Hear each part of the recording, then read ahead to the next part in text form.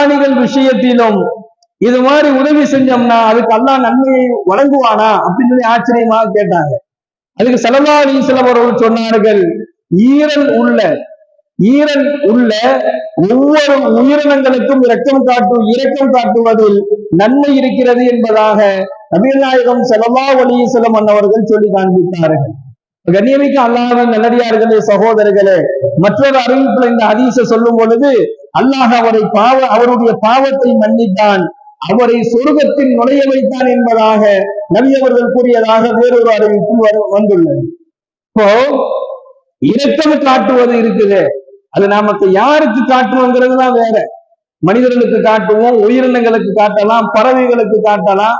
யாருக்காக இருந்தாலும் ஒரு மனிதர் இரக்கம் காட்டினார் அப்படின்னு சொன்னா அல்லாஹ் அவரின் மீது இரக்கம் காட்டுவான். அந்த இரக்கம் காட்டுவதன் மூலமாக ஒருவருக்கு நாம உதவி செய்யறோம். அந்த உதவி